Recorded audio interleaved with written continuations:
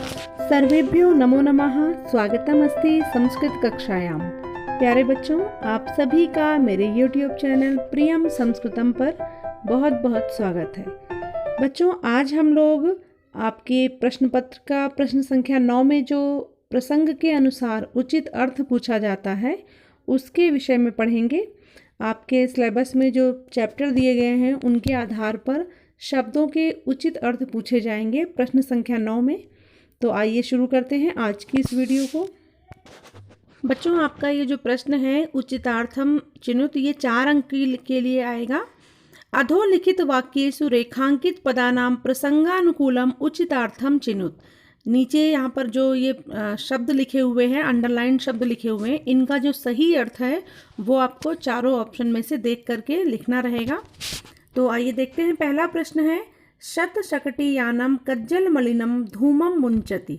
मुंचति शब्द को अंडरलाइन किया गया है। ऑप्शन में है भ्रमति, त्यजति, त्यजति और गच्छति। यहाँ पर जो सही उत्तर होगा वो होगा गा नंबर त्यजति। मुंचति का मतलब होता है छोड़ता है और त्यजति का मतलब भी होता है त्याग करना या छोड़ना। दूसरा प्रश्न है, अत्र जीवितम दुर्वहम जातम प्रकृतिरेव में शरणम। यहाँ पर दुर्वहम शब्द को अंडरलाइन किया गया है। ऑप्शन में है कठिनम, सुखम, वाहनम और दुर्योगम। दुर्वहम का मतलब होता है कठिन। यहाँ ये जो लाइन है, अत्र जीवितम दुर्वहम जातम प्रकृतिरेव में शरणम, ये आपका जो पहला चैप्टर है शुचि पर्यावरणम, वहाँ से ली गई है। इसमें इस लाइन का अर्थ क्या होता है कि यहाँ पर जीवन कठिन हो गया है, प्रकृति ही एकमात्र शरण है। तो इसलिए यहाँ दुर्वहम का मतलब होता है कठिन। तो सही उत्तर क्या होगा आपका का नंबर कठिनम। तीसरा प्रश्न है, महानगर मध्ये चलत अनिशम कालाय सचक्रम। यहाँ पर अनिशम शब्द को अंडरलाइन किया गया है। अनिशम का अर्थ होता है दिन रात। तो यहाँ देखते हैं ऑप्शन में क्या है, रात्रि ही अहर्निशम, दिनम और अशनम। सही उत्तर होगा आपका खा नंबर अहर्निशम, दिन रात। चौथा प्रश्न है, कालाय सचक्रम सदा वक्रम भ्रमति। यहाँ पर वक्रम शब्द को अंडरलाइन किया गया है और ऑप्शन में है चक्रम, तक्रम, कोमलम और कुटिलम। तो बच्चों, वक्रम का मतलब होता है टेढ़ा। तो यहाँ पर देखिए चक्रम नहीं होगा, तक्रम भी नहीं होगा, कोमलम भी नहीं होगा। सही उत्तर क्या होगा आपका घा नंबर कुटिलम। पांचवा प्रश्न है, वाष्पयान माला ध्वानम वितरंती संधावती। वाष्पयान माला ध्वानम वितरंती, यानी वाष्पयान यानी रेलगाड़ी जो है वो ध्वनि करती हुई चलती है।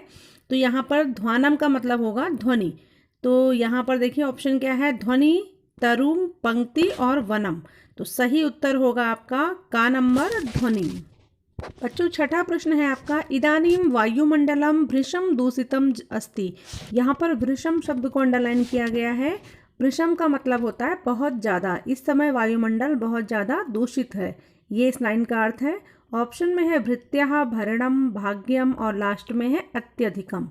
तो भृशम का सही उत्तर होगा, सही अर्थ है यहाँ पर घा नंबर अत्यधिकम। सातवां प्रश्न है, इदानीम वायुमंडलम भृशम दूषितम अस्ति। यहाँ पर देखिए दूषितम शब्द को अंडरलाइन किया और दूषित का अर्थ आप सभी को पता होगा। दूषित का अर्थ क्या होता है, गंदा। तो यहाँ पर ऑप्शन दिया है भूषितम, वंचितम, कलुषितम और गुंजितम। तो यहाँ जो आपको उत्तर समझ में आ रहा होगा वो गा नंबर होगा कलुषितम। कलुषित का मतलब भी होता है गंदा या दूषित। आठवां प्रश्न है, जगति बहि अंताचा बहुशुद्धिकरणम भवेत्। यहाँ पर जगति शब्द को अंडरलाइन किया गया है। जगति का अर्थ आपको पता होगा, जगति का मतलब होता है संसार में। तो यहाँ ऑप्शन देखिए नगरे नहीं होगा, खा नंबर पर संसारे है, ये सही उत्तर होगा। आगे गा नंबर पे मंदिरे और ग्रामे दिया है, ये भी गलत है। तो आपका जो सही उत्तर होगा वो खा नंबर पे संसारे। नौवां प्रश्न है, नवमालिका रसालम मिलिता अस्ति। रसाल शब्द को अंडरलाइन किया गया है। रसाल शब्द का अर्थ होता है आम। तो यहाँ पर देखते हैं इसका कहाँ पर लिखा है शब्द। पहला है रसः, दूसरा है आम्र वृक्षः, तीसरा है अश्वत्थ वृक्षः और चौथा है दाडिम वृक्षः। तो इसका सही उत्तर होगा आपका खा नंबर आम्र वृक्षः। रसालः का मतलब होता है आम्र वृक्षः। 10वें नंबर पर है, माम अस्मत् नगरात बहुदूरम कंचित कालम नय। यहाँ पर कालम शब्द को अंडरलाइन किया गया है। इसका आपको अर्थ बताना है। ऑप्शन में है कलाम, कलनाम, सायम और लास्ट में है समयम। तो काल का मतलब होता है समय, आपने पढ़ा भी होगा वर्तमान काल, भविष्य काल। तो यहाँ पर ये काल का अर्थ सही उत्तर क्या होगा, घ नंबर समयम। नेक्स्ट क्वेश्चन है बच्चों, मनः शोषयत तनुः प्रेषयत सदा वक्रम भ्रमति। यहाँ पर तनुः शब्द को अंडरलाइन किया गया है।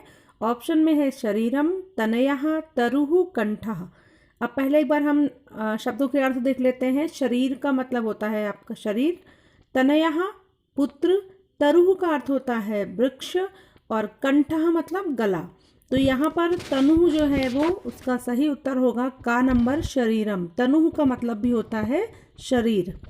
12वां प्रश्न है, समीरेण चालिता कुसुमावलिः रमणीया अस्ति। समीरेण शब्द को अंडरलाइन किया गया है। ऑप्शन में है अग्निना, जलेन, वायुना, और घ नंबर पर है पृथिव्या। तो यहाँ पर जो होगा समीर का मतलब होता है हवा। समीर जो है वो वायु का पर्यायवाची शब्द है। तो इसका सही उत्तर होगा आपका ग नंबर वायुना, हवा के द्वारा चलाई गई। 13वां प्रश्न है, मार्गे गहन कानने सा एकम व्याघ्रम तदर्श। मार्गे शब्द को अंडरलाइन किया गया है। मार्ग का मतलब आपको सभी को पता होगा, मार्ग मतलब रास्ता। ऑप्शन में है पथि, वाची, कानने और मधुनि। यहाँ पर देखिए वाची नहीं होगा, वाची का मतलब होता है वाणी, कानन का मतलब होता है जंगल, और मधु मतलब भौरा। तो यहाँ पर सही उत्तर क्या होगा आपका का नंबर पथि। पथ शब्द का सप्तमी एक वचन में पथि बनता है, जैसे मार्ग शब्द का सप्तमी में मार्गे बनता है, उसी तरह पथ शब्द का सप्तमी एक वचन में पथि रूप बनता है। तो ये आपका सही उत्तर होगा। पथि का मतलब भी होगा रास्ते में। 14वां प्रश्न है, तस्याह पुत्रो व्याघ्र भक्षणाय कलहम कुरुतः। कलह का मतलब, यहाँ पर कलह शब्द को अंडरलाइन किया गया है। कलह का मतलब आपको सभी को पता होगा, कलह मतलब झगड़ा। ऑप्शन में है कालम, विवादम, हलाहलम और मित्रता। तो यहाँ पर होगा सही उत्तर होगा खा नंबर विवादम, विवाद करते हैं। 15वां प्रश्न है, तस्य भार्या बुद्धिमती पुत्रद्वयोपेता पितुर्गृहं प्रति चलिता। यहाँ पर भार्या शब्द को अंडरलाइन किया गया। भार्या का मतलब होता है पत्नी। ऑप्शन में है पति ही, भाजनम, पत्नी और भगिनी। तो यहाँ सही उत्तर होगा आपका गा नंबर पत्नी। नेक्स्ट क्वेश्चन है, श्रृगालः भयाकुलम व्याघ्रम दृष्ट्वा आहसत। यहाँ पर श्रृगाला शब्द को अंडरलाइन किया गया है। ऑप्शन में है बकः, व्याघ्रः, सिंहः, जम्बुकः। तो बेटा बच्चों श्रृगालः का मतलब होता है सियार, जिसको संस्कृत में जिसका पर्यायवाची होता है जम्बुकः, क्योंकि बकः नहीं होगा, सिंहः भी नहीं होगा और व्याघ्रः भी नहीं होगा। तो आपका सही उत्तर होगा घ नंबर जम्बुकः। 17वां प्रश्न है, तस्याः पुत्रौ व्याघ्रभक्षणाय कलहं कुरुतः। पुत्रौ शब्द को अंडरलाइन किया गया है। ऑप्शन में है भ्रातरौ, सुतौ, भूमौ और पात्रे। तो यहाँ पर भ्रातरौ मतलब होता है दो भाई, भूमौ मतलब भूमि पर, और पात्रे मतलब पात्र, बर्तन। तो यहाँ जो सही उत्तर होगा वो खा नंबर होगा सुतौ। सुत का मतलब भी होता है पुत्र, और द्विवचन में है ये, तो यहाँ पर सुतौ बना है। पुत्रौ का समानार्थी शब्द होगा सुतौ। नेक्स्ट क्वेश्चन है, माम निज गले बद्ध्वा सत्वरम चल। मुझे अपने गले में बांधकर जल्दी चलो। ये बात कही थी, ये आपका सेकंड चैप्टर का सेंटेंस है ये। यहाँ सत्वरम शब्द को अंडरलाइन किया गया है। ऑप्शन में है सत्वम, आहारः, शीघ्रम और मंदम। तो सत्वरम का मतलब होता है जल्दी। तो यहाँ सही उत्तर होगा आपका गा नंबर शीघ्रम। नेक्स्ट क्वेश्चन है, व्याघ्रमारी श्रृगालम निज गले बद्ध्वा तूर्णम धाविता अस्ति। यहाँ तूर्णम शब्द को अंडरलाइन किया गया है। ऑप्शन में है तुष्यति, शीघ्रम, तृणम और अलम। यहाँ पर जो सही उत्तर होगा वो खा नंबर होगा शीघ्रम। तूर्णम का मतलब होता है जल्दी से, तो शीघ्रम का मतलब भी होगा शीघ्रम, जल्दी से। नेक्स्ट क्वेश्चन है, बुद्धि बलवती तन्वी सर्व कार्येषु सर्वदा। यहाँ पर तन्वी शब्द को अंडरलाइन किया गया है। ऑप्शन में है भामिनी, तरुणः, तनुजा और तापसः। तन्वी का जो अर्थ होगा बच्चों, यहाँ पर उसका सही उत्तर होगा का नंबर भामिनी। तन्वी का मतलब होता है सुंदरी, सुंदर कन्या। ऑप्शन में देखिए भामिनी भी दिया है, तरुणः, तनुजा और तापसः। ये तीनों नहीं होंगे, सही उत्तर होगा आपका का नंबर भामिनी। अगला प्रश्न है, इयति वेला संजाता रामायण गानस्य नियोगः किमर्थम न विधीयते। यहाँ पर वेला शब्द को अंडरलाइन किया गया है। ऑप्शन में है वलयः, वार्ता, रामकथा, समयः। वेला का अर्थ होता है समय। तो यहाँ पर सही उत्तर होगा आपका घ नंबर समयः।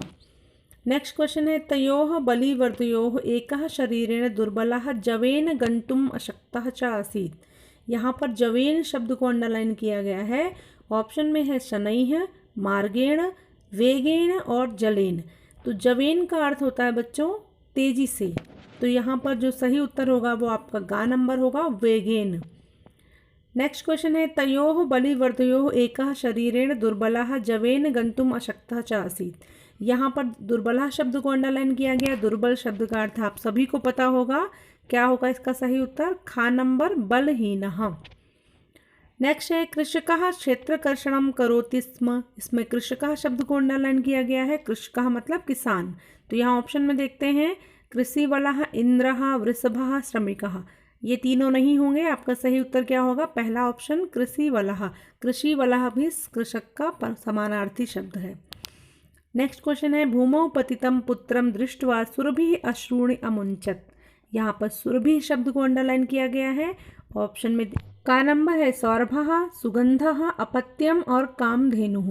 बच्चों आप सभी को पता होगा सुरभि किसका नाम था। उसमें जो कामधेनु थी, जो गाय थी, उनका नाम था सुरभि। और यहाँ पर जो ऑप्शन है तीनों सौरभः, सुगंधः, अपत्यम, ये तीनों नहीं होंगे। आपका सही उत्तर होगा घा नंबर कामधेनुः। अगला प्रश्न है बच्चों भूमौ पतितं पुत्रं दृष्ट्वा सुरभिः अश्रूणि अमुञ्चत्। यहाँ पर भूमौ शब्द को अंडरलाइन किया गया है। भूमि का मतलब आपको सभी को पता होगा, भूमि मतलब पृथ्वी। तो यहाँ पर आपका सही उत्तर क्या होगा गा नंबर पृथिव्याम, पृथ्वी पर। भूमौ पतितं पुत्रं दृष्ट्वा सुरभिः अश्रूणि अमुञ्चत्। अश्रूणि शब्द को अंडरलाइन किया गया है। ऑप्शन में है नयन जलम, आनंद जलम, श्रेयांसी और वचनानि।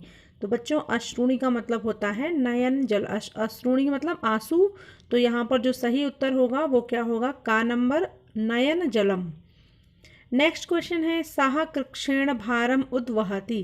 कृक्षेण शब्द को अंडरलाइन किया गया है। ऑप्शन में है संतोषेण, सरलतया, काठिन्येन और पराक्रमेण। वह जो बैल था वो कठिनाई से भार को उठा रहा था। तो यहाँ पर आपका सही उत्तर क्या होगा कृक्षेण का मतलब होगा गा नंबर काठिन्येन। अगला प्रश्न है सह ऋषभः हलमुढ्वा गन्तुम शक्तः क्षेत्रे पपात। यहाँ पर ऋषभः शब्द को अंडरलाइन किया गया है।